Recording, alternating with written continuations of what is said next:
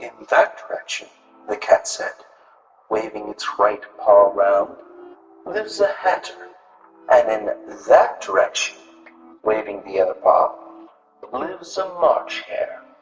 Visit either you like, they're both mad. But I don't want to go among mad people, said Alice.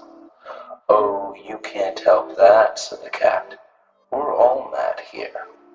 I'm mad. You're mad. How do you know that I'm mad? You must be, said the cat, or you wouldn't have come here.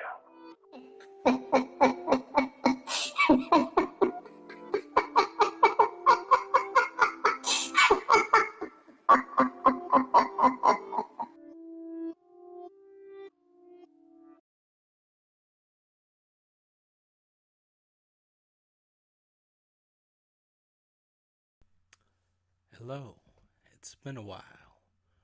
Well, I have two stories for you tonight, both very short pieces, and both about monsters of a non supernatural kind, because sometimes people are the worst monsters of all.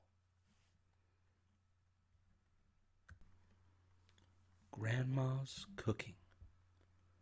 When my siblings and I were children, we always loved Thanksgiving at my grandma's house. My mom and dad would bring us there every year without fail, and we got to experience the best food we ever had. She was a lovable, kind woman, always with a smile and something sweet to say. Her turkey was the best out of all of it. She had a secret recipe that she intended to take to the grave. We never got to see it prepared or even cut, but the flavor, the texture, all of it was so unique that few of us ever pressed too hard. Most of us were just happy to have it at all. My mother told me that she had enjoyed it as a kid, and that it was no use asking her what made it so good. She had already tried. Me, being the most inquisitive, always asked. She would just grin and say, I put all my strength and love into it. Maybe I'll tell you before I go to heaven. Well, the year finally came when she passed, and she didn't tell me the secret. I remember in my sadness being disappointed in not being chosen as her successor. But she did leave me her cookbook, written in small, neat script. I scoured it for the turkey recipe, but I wish I hadn't, because near the back of the book I found the horrible secret, the reason why she never told us, and I finally found out why so many infants disappeared during November in her neighborhood.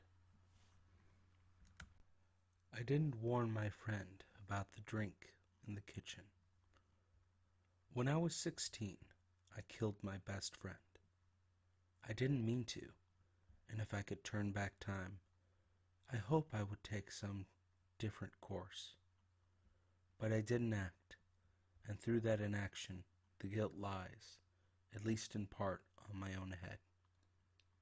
I'm hardly a brave person, as this account will show, and so I'll make my confession here, and only here. We would hang out after school, every day, looking at our phones as we watched videos on YouTube.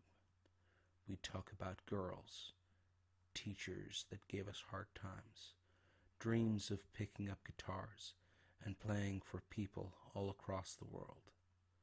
And so we spent many of our days. Then one day, we came down for a drink. My mother had left 2 glasses for us, one white mug and one black. He reached for the white mug, and I rushed over to grab it first. I still remember his inquisitive look that he gave me. My mother had always left a white mug for him and a black mug for me. I, being an angst-ridden teenager, always appreciated anything black over the other colors.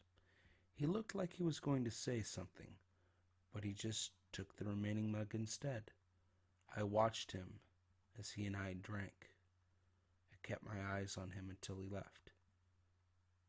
I never saw him again. He died that night. No doctor could say what actually killed him.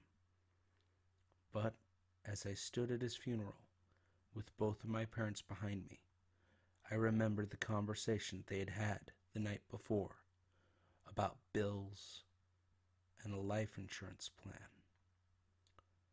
And as I looked into their expression, into their souls, they knew as well as I did that my own guilt was theirs too. Well, I hope you enjoyed those little stories. I certainly will be back for more, and you'll have to pardon me for being absent for so long. I promise I'll bring back the scares.